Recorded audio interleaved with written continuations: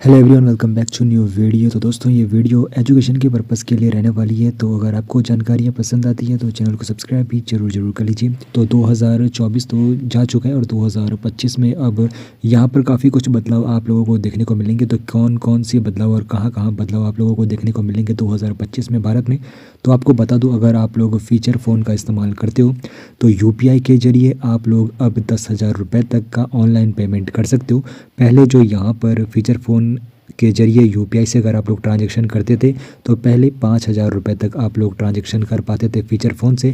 लेकिन अगर आप लोग अब 2025 में बात करें तो 2025 में फीचर फ़ोन से UPI के ज़रिए आप लोग 10,000 रुपये तक का ऑनलाइन पेमेंट कर सकते हो। पहला बदलाव तो आप लोगों को ये देखने को मिलेगा। अगला बदलाव जो आप लोगों को देखने को मिलेगा, तो जो भी पेंशनर्स हैं जिनको पेंशन मिलती है तो वो देश के किसी भी बैंक में आसानी से अपनी पेंशन निकाल सकेंगे। इसके लिए कोई भी वेरिफिकेशन की ज़रूरत नहीं पड़ने वाली है। पहले क्या होता था, जो पेंशनर्स होते थे जिनको पेंशन मिलती है तो उनको उसी बैंक और उसी ब्रांच में जाना होता था जहां उनका खाता रहता था। लेकिन अब 2025 में जो पेंशनर्स होंगे तो उनको किसी भी बैंक में आसानी से पेंशन मिल जाएगी, वो अपनी पेंशन आसानी से निकाल सकते हैं। और अगला जो बदलाव आप लोगों को 2025 में देखने को मिलेगा, तो अब किसानों को बिना गारंटी के 2 लाख रुपए तक का लोन मिल पाएगा। और हाल ही में ये दिसंबर में ऐलान हुआ है और RBI के गवर्नर ने ये ऐलान किया। लेकिन आपको बता दूं, पहले जो ये लिमिट थी 1.6 लाख 1,60,000 रुपये तक का लोन पहले मिलता था। लेकिन अब जो यहाँ पर जो लोन की लिमिट है 2 लाख रुपए तक कर दी गई है और बिना गारंटी के यहाँ पर किसानों को 2 लाख रुपए तक का लोन मिल जाएगा। और अगला जो बदलाव आप लोगों को देखने को मिलेगा, तो टेलीकॉम कंपनियों को अब वॉइस और SMS पैक देना पड़ेगा।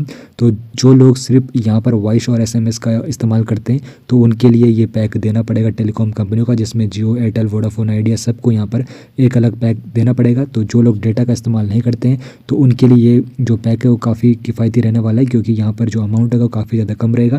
और जो डेटा का इस्तेमाल करते नहीं है उनको फालतू में यहाँ पर इस जो पहले का यहाँ पर रूल था, फालतू डेटा का पैक यहाँ पर चिपका देना पड़ता था जो काफ़ी ज़्यादा महंगा रहता था।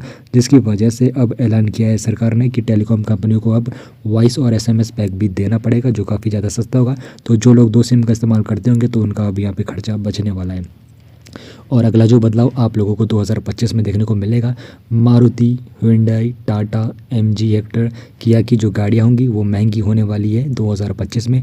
और साथ ही साथ बाइक और कमर्शियल व्हीकल भी 2 से 3% तक महंगे होने वाले हैं। तो ये सब 2025 में आप लोगों को इन गाड़ियों में, बाइक में और कमर्शियल व्हीकल में महंगाई की मार झेलनी पड़ेगी। और 2025 में आपको बता दूं तो व्हाट्सएप एंड्रॉयड 4.4 किटकैट और उसके जो पहले वाले वर्जन है उन पर अब काम नहीं करेगा। तो अगर आप लोगों के पास ऐसा फ़ोन है जहाँ पर एंड्रॉयड 4.4 किटकैट का इस्तेमाल होता है तो वहाँ पर अब आप लोग व्हाट्सएप का इस्तेमाल नहीं कर पाओगे 2025 में। और आपको बता दूं, अब गाड़ियों का जो प्रदूषण नियंत्रित करने के लिए पहले BS6 था, लेकिन अब BS7 लागू होने वाला है, जिससे जो गाड़ियों के द्वारा प्रदूषण हो रहा था वो काफ़ी ज़्यादा नियंत्रण में किया जाएगा। तो जनवरी 2019 से लेके BS6 चल रहा था, भारत स्टेज 6 चल रहा था, लेकिन अब BS7 लागू होगा, जो यहाँ पर गाड़ियों के प्रदूषण के नियंत्रित करने के लिए लागू किया जाएगा। बाकी अब यहाँ पर जो जानकारी है, 5वीं और 8वीं में अगर कोई फेल हो रहा है विद्यार्थी तो उसको यहाँ पर प्रमोट नहीं किया जाएगा। ये सबसे बड़ा यहाँ पर बदलाव आप लोगों को देखने को मिलेगा। अगर कोई भी छात्र 5वीं कक्षा में फेल हो जाता है या फिर 8वीं कक्षा में छात्र फेल हो जाता है तो उसको 2 महीने के अंदर एक बार फिर से मौका मिलेगा। अगर वो उस बार भी फेल हो जाता है तो फिर उसको अगली क्लास में प्रमोट नहीं किया जाएगा।